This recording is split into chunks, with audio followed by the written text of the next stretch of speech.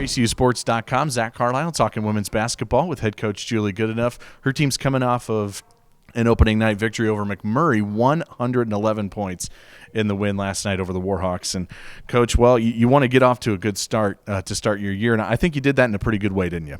Well, it was really time to close the chapter on last season, and we had the banner unveiling, which was really awesome.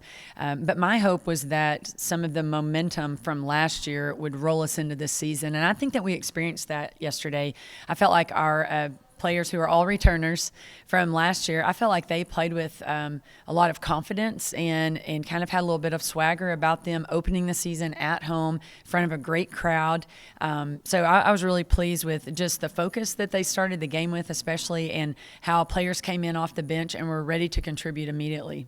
Well, scoring the basketball obviously is a big part of it too. 111 points, 15 threes, and you open up with a 29-7 lead in the first quarter. I mean, you had to be pleased with how they played offensively. Well, I thought we read the defense really well. We found our open teammates. There were lots of extra passes being made to find a teammate who maybe had a little bit better shot than we did initially. And we did make three-pointers, but I was probably most proud on the offensive end of the 25 layups that we made.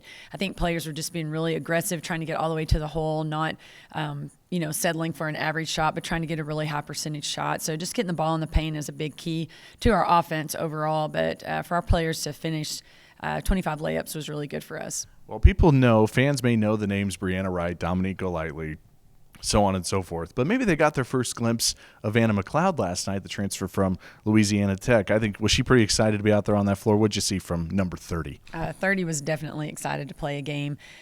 These players that transfer, they sit out for a year, but it's actually about a year and a half they go without playing in a game. And so they, with our experience with their transfers, they're a little bit nervous about playing because it's been so long. But gosh, she just hit the ground running. I think she missed her first shot, but she didn't miss very many after that.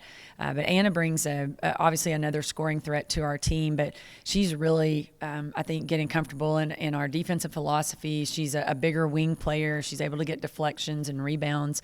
So just a really good overall addition to our program.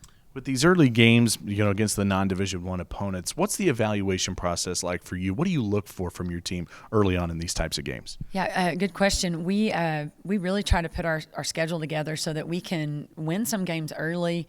You have to figure out how to win, and I know that sounds silly, but your team's different every year. Even though we have a big group of returners, chemistry is different. You have different leaders arise, and so you have to figure out how to win together as a team. I like playing at home. It seems like there's all this excitement build up about your season, and then if you go play on the road, your first couple of games, it's like, where's our women's basketball team? So we were excited to play at home. We have another home game this week before we finish the week out, and it's just important to play in front of our home crowd and get your fan base excited about your team again and about the potential of the season. And I feel like that we were able to accomplish that last night. Yeah, speaking of another home game, Southwest comes to town. You're going to have a whole lot of kids coming. It's some kind of atmosphere. It's an 11 a.m. tip-off on Thursday. What are you expecting there? That's always a unique game, isn't it?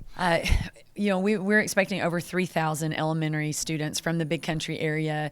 We had great success with this game last year. It is like no other basketball experience that you'll sit through, and we encourage everyone, our regular fans, to come as well. It's not just for elementary students, but it is so loud, and not just the volume, but like the decibels of the sound.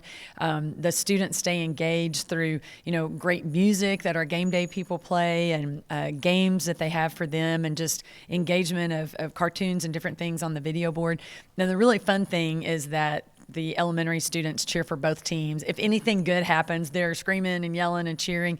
It's just a really fun atmosphere. And this is really common among Division I women's basketball programs around the country. And we were able to do this last year, and it was awesome. And we're thankful to be able to work it in again this year. And the University of Southwest was very gracious to say, that's fine, we'll play in the morning. And so they're looking forward to being entertained as well by just the people in attendance there. But we would encourage the ACU community, our students, students don't have class at 11 a.m., come out and watch the game, just to experience this just energetic atmosphere. And, folks that work on campus, that work around our campus, we hope that you maybe can take your lunch hour an hour early and show up at 11 o'clock and cheer us on. ACU's 1-0. They host Southwest tomorrow at 11 a.m. for some lunch break basketball. Looking forward to it. For Coach Goodenough, I'm Zach Carlisle for ACUsports.com.